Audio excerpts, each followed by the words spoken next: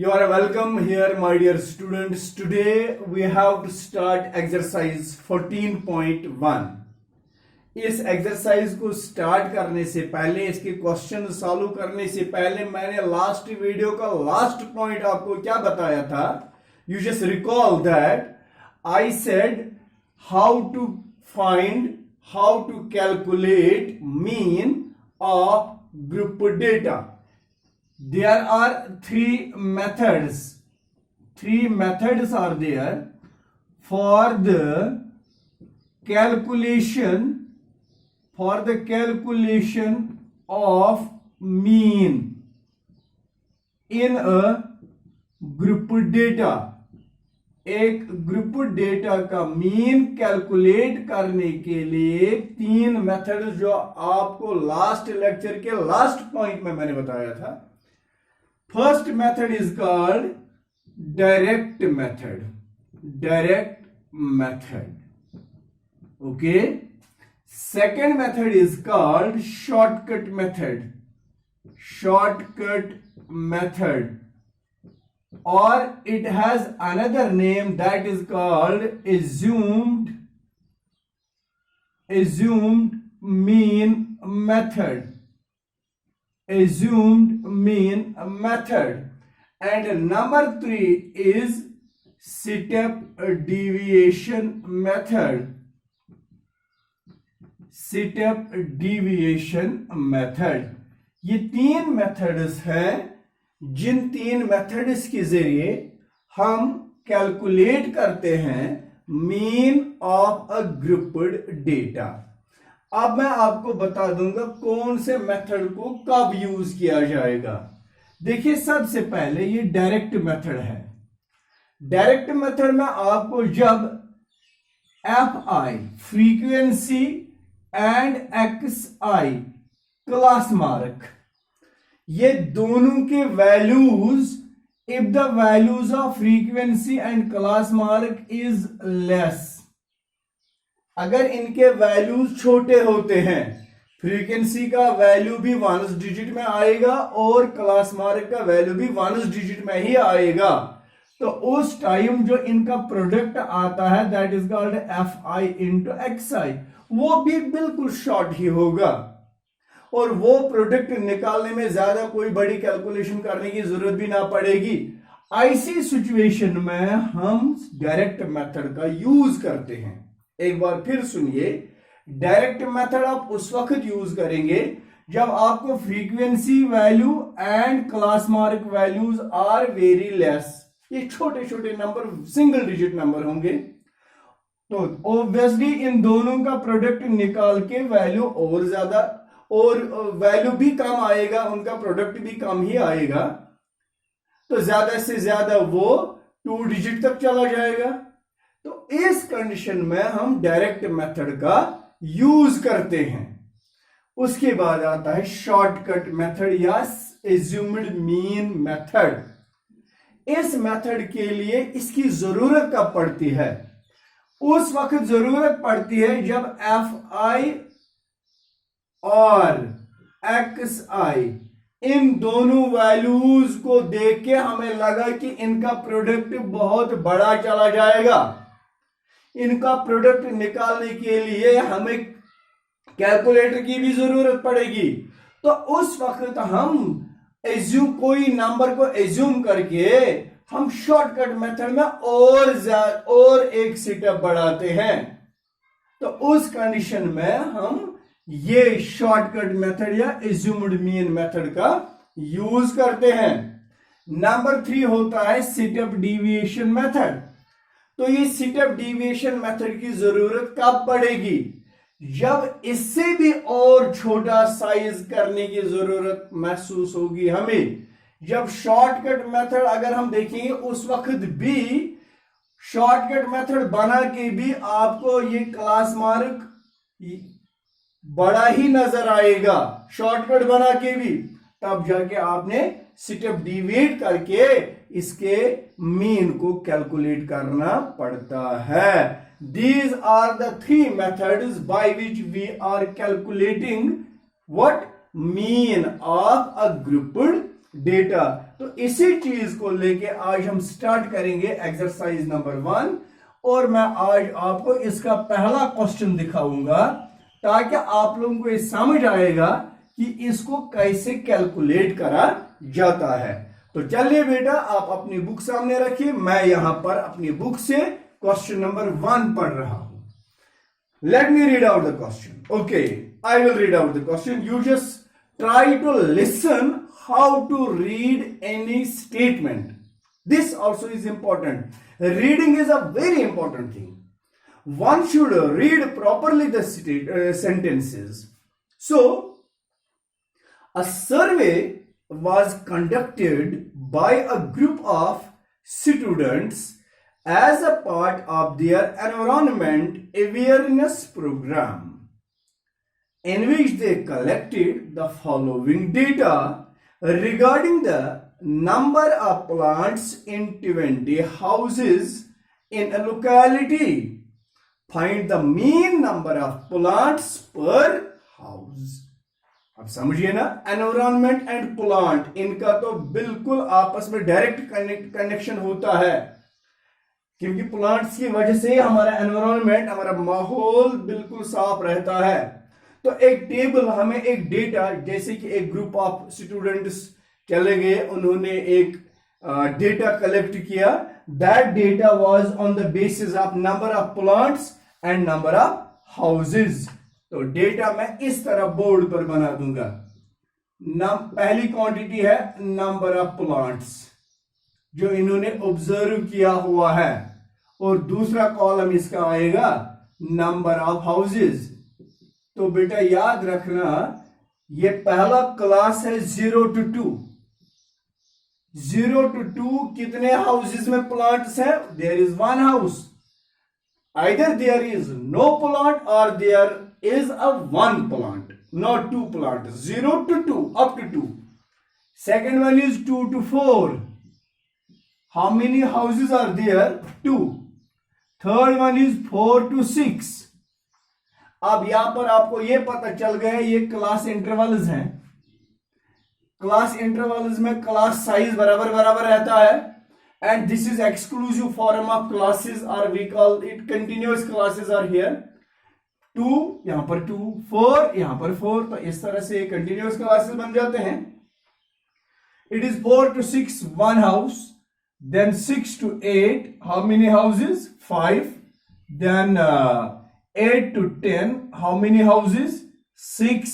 Then 10 to 12, how many houses are there? It is 2. And then 12 to 14, how many houses are there? It is 3. अब आप इसकी meaning बिल्कुल समझ गए। There are 3 houses. Either they have 12 plants in their premises or 13. It is 12 to 14, up to 14. Okay, तो total में 20 houses हैं, तो वो हम देखेंगे 1 2 3 1 4 5 9 6 15 plus 2 is 17 plus 3 is 20. This is the total number of houses, that is 20. Now we have to find mean. Which method did you use for finding the mean and why? अब बताइए कौन सा method आप use करेंगे इसका mean निकालने के लिए। तो ये क्वेश्चन है, जब आप एग्जाम में इस क्वेश्चन का सॉल्यूशन लिखना स्टार्ट करेंगे, आप इसी टेबल को, इसी डेटा को कॉलम फॉर्मेशन में लिखेंगे। ठीक, तो सबसे पहले आप लिखेंगे सॉल्यूशन में ऐसे ही, नंबर ऑफ प्लांट्स। ये हॉरिजॉन्टल वे में है, वहां पर क्वेश्चन पेपर पर, आपने आंसर बुक पर भी ये डेटा लिखना है। उसके बाद नंबर ऑफ प्लांट्स लिखा, दैट इज क्लास इंटरवल, यहां पर लिखना क्लास इंटरवल्स।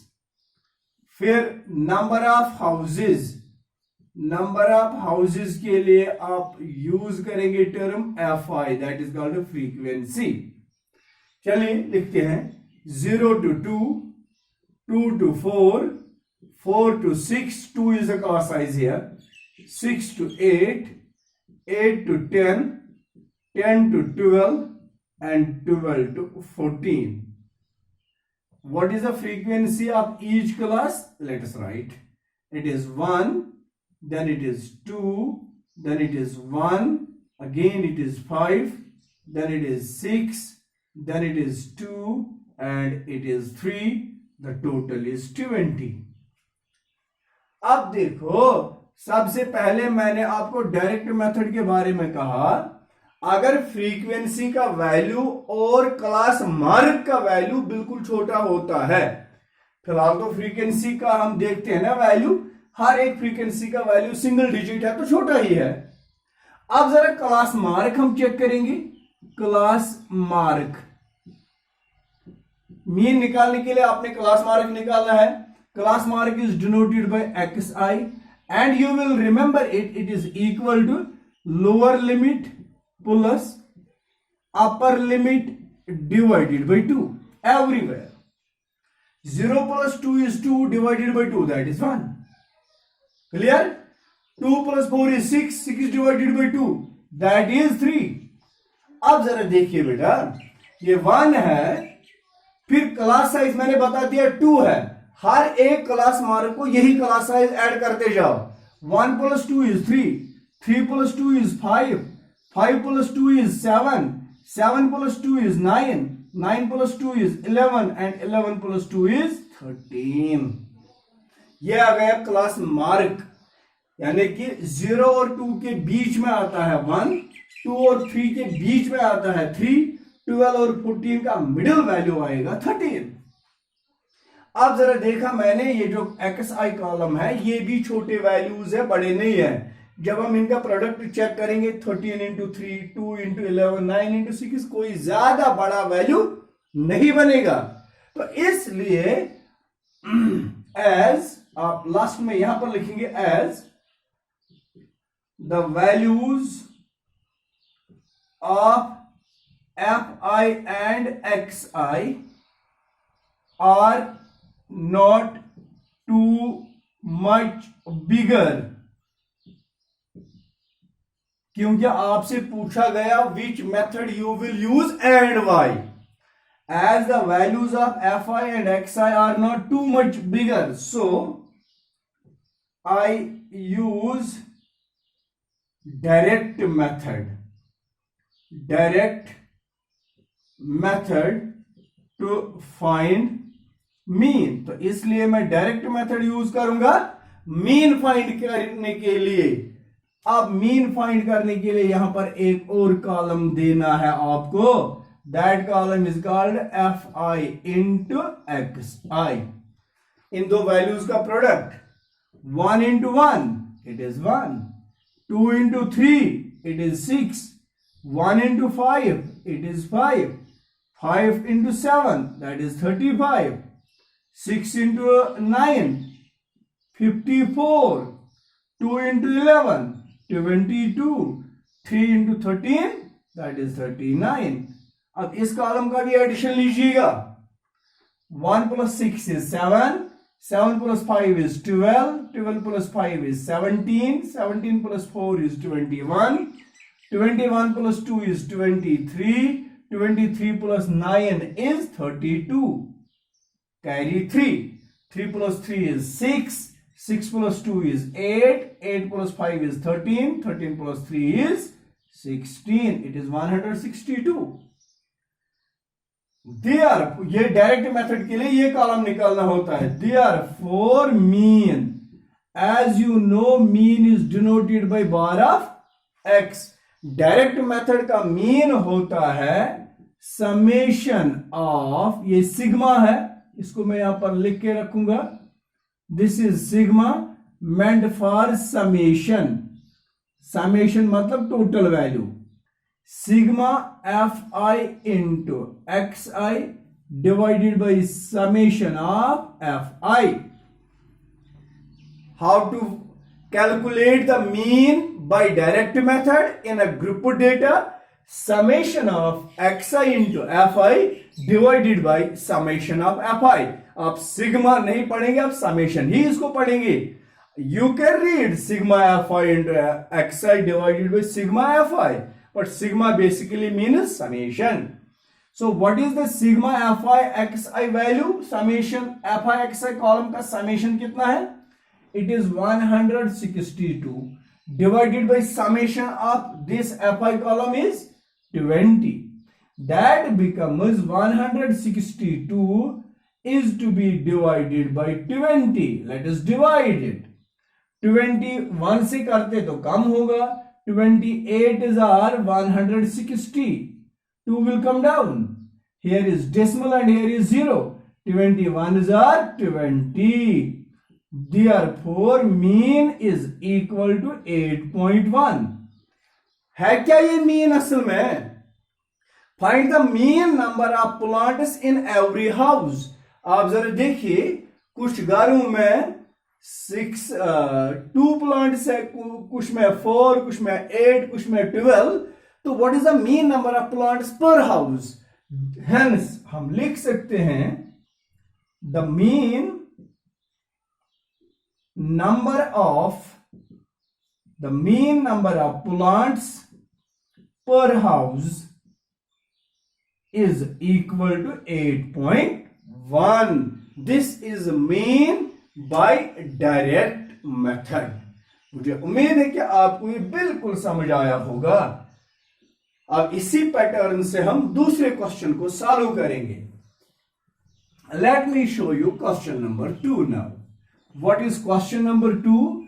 आप बेटा पूरा अटेंटिव रहना हर एक क्वेश्चन को सॉल्व करते वक्त, so that you will get each and every question accurate. I will read the question. Please take care. See your books. Consider the following distribution of daily wages of 50 workers of a factory. एक factory में 50 लोग काम करते हैं. उन 50 लोगों का जो डेली वेज है, रोजाना की आमदनी जो है, पर डे जो उनको मिलता है, that is like this. 500 to 520 is the wages, and 2 employees, 2 workers in the factory are such who are getting this. 520 to 540 14 लोग लेते हैं. 540 to 560 8 persons लेते हैं. 560 to 580 6 persons. 580 to 600 10 persons. Find the mean daily wages of the workers of the factory by using an appropriate method. तो इस question को मैंने programme बना लिया होता है कि I will show you this question by all the 3 methods. Whether it is direct method, whether it is shortcut method, or whether it is sit-up deviation, I will show you this question by each and every method. First, I will write question number 2 and data I will mention here. Now, you know, data, you have your books. You have to write the solution. जब आपको exam में भी ये data वहां पर दिया होता है, आपने क्या करना होता है, इस डेटा को बिल्कुल अपने आंसर बुक पर भी लिखना है. तो यहां पर आप लिखेंगे डेली वेजेस, लेकिन आप अपने आंसर बुक पर कॉलम फॉर्मेशन में ये नोट करेंगे. This is class intervals. Daily wages यहां पर दे हैं क्लास इंटरवल्स में. तो क्लास इंटरवल्स कौन से हैं? 500 to 520, 520 to 540, because there is 20 class size. 540 to 560, 560 to 580, 580 to 600. These are the classes. Okay. Now, after writing these classes, class intervals, you have to write number of workers, which we mean here Fi, frequency, and the frequency is 12. Okay. 14, third one is 8, fourth one is 6, and fifth one is 10. What is the sum of this column? How many workers are working in that factory? It is 50. 2 plus 4, 6 plus 8, 14. 14 plus 6 is 20. Carry 2. 2 plus 1 is 3. 3 plus 1 is 4. 4 plus 1 is 5. ये इसका सम है। First I will show you this by direct method. Before using that we have to write the class mark also, and you know class mark we mean xi, and xi class mark is the middlemost value of these class limits. It is 500 to 520. Obviously the middle value is 10, 510, 500 हो गया 1020। जब आप 1020 को 2 से divide करेंगे, 2 5 10, 2 1 हो गया ना 510, तो 510 पहले क्लास का क्लास मार्क आएगा 510, ठीक है ना। अब हर एक क्लास मार्क को ऐड करिएगा क्लास साइज। क्लास साइज यहां पर 2 है ना, तो 2 क्लास साइज होने की वजह से, सॉरी 20 है, 20 क्लास साइज, इसको ऐड करेंगे 20, इट इज 530, 510 प्लस 20 हो गया 530, 530 को और 20 ऐड करेंगे दैट इज 550, 550 को और 20 ऐड करेंगे दैट इज 570, 570 को और 20 ऐड करेंगे that is 590, and you can see it 20 plus 20 और 40 के बीच में 30 आता है, 40 और 60 के बीच में 50, 60 और 80 के बीच में 70, 80 और 60 के 100 के बीच में 90। अब जरा डायरेक्ट मेथड पहले यूज करेंगे। अभी तो मैंने बोला था आपको डायरेक्ट मेथड उस वक्त नहीं यूज करना जब इन दो में से कोई एक कॉलम या दोनों कॉलम के वैल्यूज बड़े होंगे। यहां पर वैल्यू बड़े हैं, इसलिए we are not bound to use direct method, but I will show you so that you will understand how the mean is calculated by any one of the 3 methods. तो direct method के लिए आपने बेटा यहां पर नया addition देना है fi इंटू xi, इन दो का प्रोडक्ट। ओके, प्रोडक्ट निकाल दिया। प्रोडक्ट निकालने के बाद इसका भी समेशन लेना है। जब आपने इसका सम ले लिया तो फिर जाके आप लिखेंगे therefore mean is equal to summation of fi into xi divided by summation of fi। तो इस तरह से डायरेक्ट मेथड से इसके वैल्यू और इसके वैल्यू से डिवाइड करके मीन निकाला जाता है। असल में स्टेप डिवीएशन हो या शॉर्टकट मेथड हो, वो सिर्फ और सिर्फ इसी क्वेश्चन के लिए होता है जिस क्वेश्चन में क्लास मार्क या फ्रीक्वेंसी का वैल्यू बड़ा होता है। तो इस एडिशन को लेके हम कंटिन्यू करते हैं ताकि आपको यह समझ आएगा नेक्स्ट वीडियो में how to calculate this mean by shortcut method, and that will be inshallah in the next video. तब तक अल्लाह हाफिज।